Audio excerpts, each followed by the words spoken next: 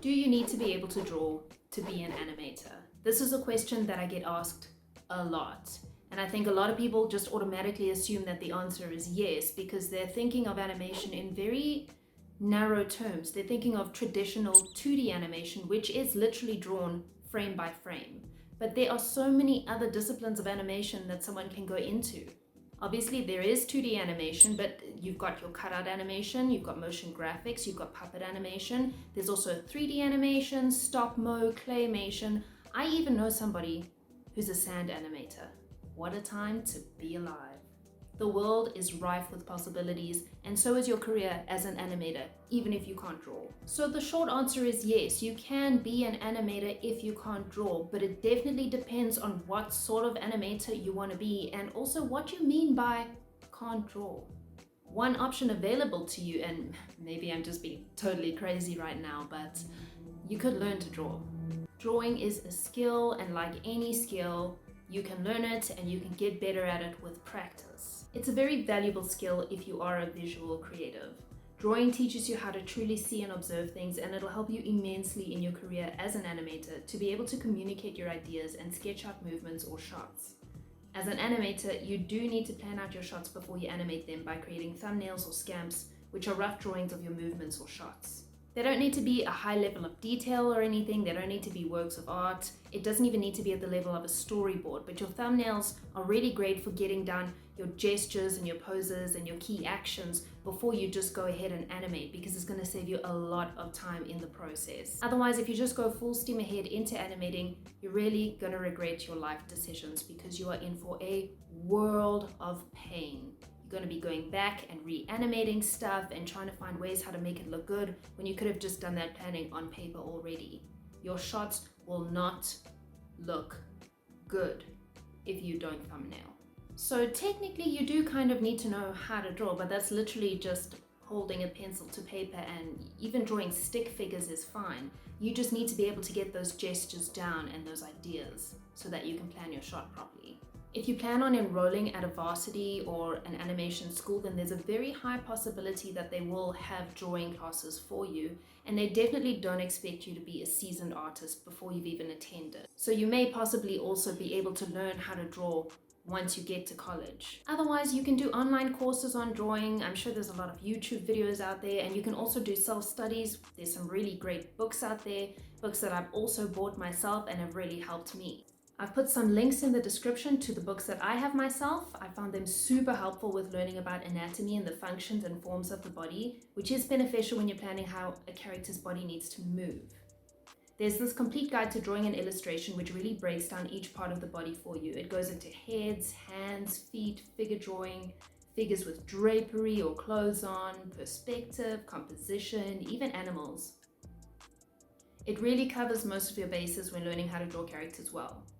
And then there's this anatomy drawing school, which is great for understanding the functions of the body, how the joints and muscles work, the bones, proportions. And this is great also if you want to go into modeling or sculpting. Doing studies like these will help you get more realistic looking characters and sculpts. If you feel like that's not plausible for you, like if you genuinely believe that you can never ever learn how to draw, even passably, don't really think that's possible, but let's pretend for a second. If you've been practicing for years and your drawings still look like chicken scratches, well, don't give up, because there are other roles in the animation industry for you that don't require drawing skills. With 3D animation, you receive the model already modeled, textured, rigged, ready for animation. So you literally don't need to worry about any of the character design or drawing or anything like that. Again, you will need to just do some thumbnails to plan out your shots, but otherwise you don't need any drawing skill for 3D animation. And I actually know quite a few 3D animators who just are not that good at drawing, and they're amazing animators. So you can still be an animator and not be able to draw. You're basically like a puppeteer. You're the one moving the character. You're acting through the character. And your thumbnails really don't need to be like a Degas painting or anything. So you can definitely be a 3D animator if you can't draw. You'll also probably receive a storyboard which will give you some guidance which someone else who can draw would have done. So you literally just need to concentrate on animating. You're setting poses, working out timing with the graph editor and keyframing, but you're not drawing anything. There's no in-betweening to worry about. The computer's interpolating those frames for you like there's no tomorrow. That makes it sound like it's easy. It's not, for the record, but there isn't any drawing involved in that process. If you're thinking of being a 3D generalist, then usually because you're a generalist, you are expected to be able to design and create characters and environments where some drawing does come in. But if you literally just want to be an animator, then you're all good. So if that tickles your fancy and you feel like you might want to be a 3D animator, then you should probably go and take a look at some of the softwares that you would be using. You can use Blender, it's free, or there's Maya, 3D Max, or Cinema 4D. If you want to do 2D animation, then there are still some options for you. As you know, as I mentioned, traditional 2D animation is drawn frame by frame. So that's pretty much a no-go for you if you can't draw. Sorry. But do not despair, because there are still other methods of 2D animation available to you, like cutout animation or puppet animation. This method uses rigged characters. So that's a pre-designed character which someone has drawn, doesn't have to be you, and then it's been rigged. So the animator, that would be you, just has to animate. Now this is great for you if you plan on working in a studio with a team, because then each person has their designation, their specialty. So there would be the character designer who would create the character, and then the rigger, and then there'd be the storyboard artist who'd create the storyboard that you need to follow, and then there'd be you, the animator. However, if you plan on being an independent animator, then this is going to be a little bit difficult for you, because it's literally just you. You have to create all those assets, so you need to be able to draw, because there's no one else on your team to help you, because your team is just you. Unless, of course, you thought ahead and you took a job and budgeted for a character designer or somebody to go and create those assets for you. Otherwise, it's just you. Softwares for 2D animation are Toon Boom Harmony, which you can do traditional frame-by-frame animation in or with rigged characters. Or you can use Adobe Animate or Moho Pro. You can even use Adobe After Effects and use rigging plugins like Duik.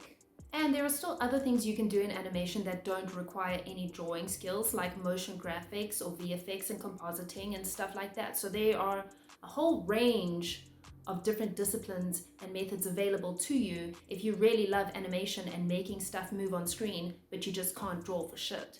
You can also get into the more technical side, like rigging and lighting and stuff like that, but that's a whole nother video that I'm going to be doing of other job roles in the animation industry that are not necessarily actually animation. Now I'm going to mention something that's a little bit taboo in animation circles. It really gets some people a little bit touchy. Rotoscoping. This is where a person traces over footage frame by frame. Personally, I believe it has its uses, stylistically and also just technically, and in the production sphere, I believe it is necessary sometimes. It's useful, it's something we can use, it's a tool, so why not use it? But some people do get a little bit touchy about it when you mention it. If you look at something like A Scanner Darkly, that was rotoscoped and it was really cool. It's also been used to get a reference for certain animation movements, like with Coco the Clown by Max Fleischer, who rotoscoped his brother for the first rotoscope cartoon character. Now, I don't advise that you see this as your way of getting around not being able to draw and becoming a traditional animator, because it is very obvious when somebody has rotoscoped a shot. You can see it straight away if they're using that as their final animation rather than just a reference. So definitely don't go do that, because you're going to land yourself in some trouble. People will definitely notice that you rotoscoped it, especially if you're trying to play it off as your own animation that you didn't rotoscope, as well as the fact that you're not always going to be able to get that exact footage that you need for that shot. Rotoscoping is a great way to support an animation for reference, but don't depend on it for your actual final animation. So I'm definitely not saying, oh, don't worry, you can just rotoscope your stuff. I'm not saying that, but I'm just mentioning it because it is something that is used in the industry, but it definitely needs to be supported by strong drawing skills.